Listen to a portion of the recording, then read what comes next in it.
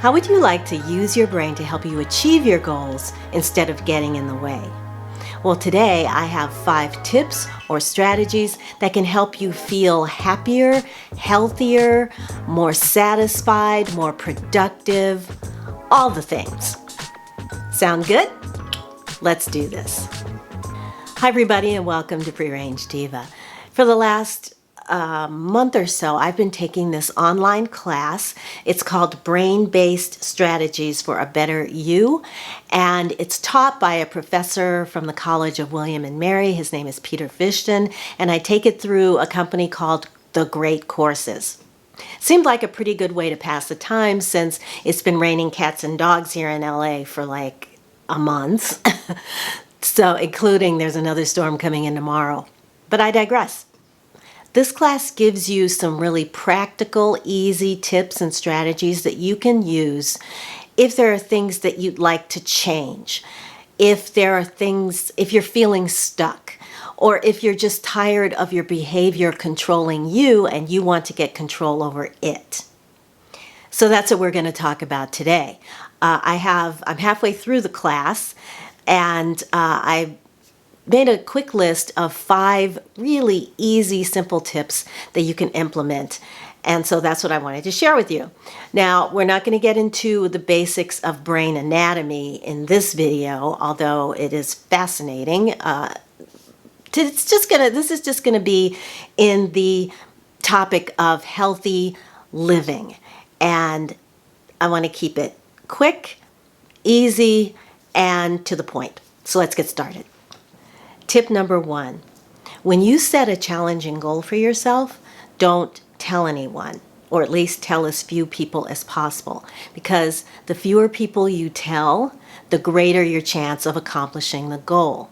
In our unconscious brain, there's something called the intention behavior gap.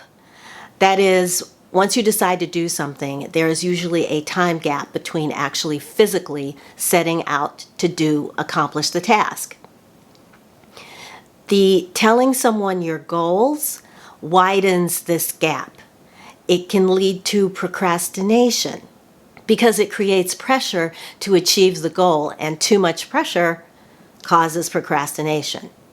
Now, there is one caveat to this. There may be times when telling someone supportive, like a life coach or a teacher, can be beneficial because they are likely to give you positive reinforcement, and positive reinforcement leads to a release of dopamine into your hippocampus. Dopamine is a neurotransmitter that is sent out into the pleasure centers of the brain when you accomplish something, causing you to feel pleasure and satisfaction. So, when you set a goal for yourself, don't tell anyone, and you'll have a better chance of accomplishing it. Number 2, procrastination. And this is a personal issue with me because when there's something that I don't want to do, like I need to put together my taxes because I'm seeing my tax preparer next week, I will do anything else. I'll clean the house. I'll do the laundry. I'll do anything else to put off dealing with the thing that I don't want to deal with. Feel the same way? Procrastination is a self-defeating behavior rooted in anxiety from the fear of failure. And the human drive to reduce anxiety is powerful. So to break the cycle and decrease the anxiety, sit for 10 to 20 minutes and do nothing. I want you to sit and to think about what it is you want to do. Just sit and do nothing, because that is going to break the habit of doing something else to keep from doing the thing that you really need to be doing. Did that make sense? It breaks the habit of doing something else to avoid doing the thing that you should be doing. While thinking, I want you to take some deep breaths, really think of just how you can maybe break that humongous task down into some small, easily accomplished tasks that you can do in a day. Also, think about things that you enjoy. Once you've been thinking for about 10 to 20 minutes, then go ahead and do the first of the small tasks. As you complete each task, keep track of them because you can see yourself visibly moving towards your final goal. Also, every time you complete a task, you get that little release of dopamine and serotonin, causing you to feel pleasure and satisfaction. Tip number 3. Want to improve your diet and improve your health by losing a little weight, but you struggle with cravings and poor food choices. Clean your kitchen and keep it clean. That's it. Doing this addresses an ingrained behavior that goes all the way back to paleo times, when people really packed on food. They ate a lot during the times that they had food to build up a layer of fat so that when famine occurs, they would not starve to death. This inner drive is calmed by a clean, orderly kitchen. A messy, chaotic kitchen causes stress-induced eating because the feeling is that you're out of control. But being in control causes you to feel relaxation and calm and leads to less snacking. The combination of feeling stressed and having a messy kitchen causes the brain to crave unhealthy food choices. So clean that kitchen, organize it, and keep it that way. And a bonus tip, while you're organizing your kitchen, place all your snack foods, particularly the colorful varieties, into opaque containers like this one.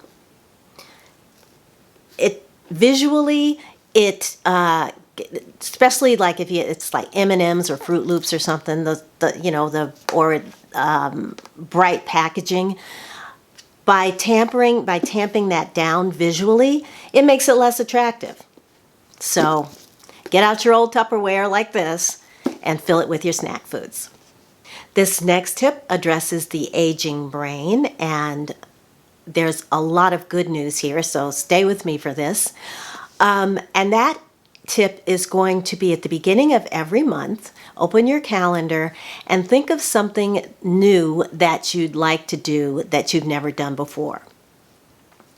It should be something that requires a moderate amount of skill, but it should also be something that you would enjoy doing.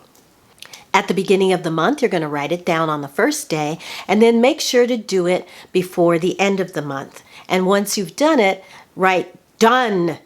exclamation point in big letters on the day that you accomplish it.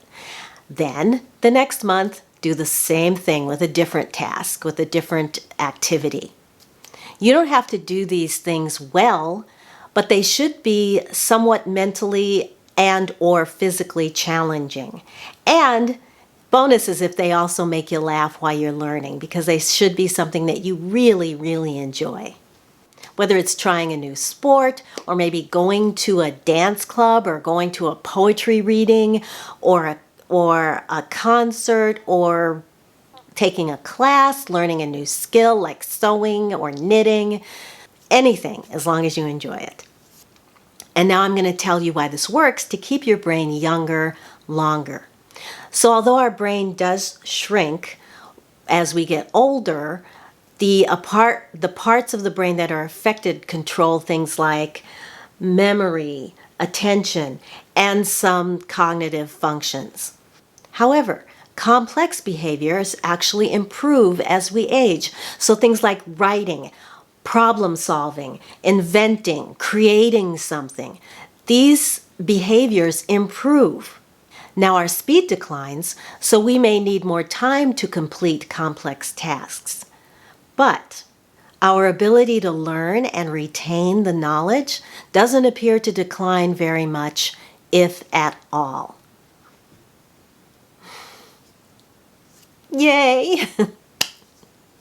So yes, you can still learn and be sharp and be vibrant no matter how old you are.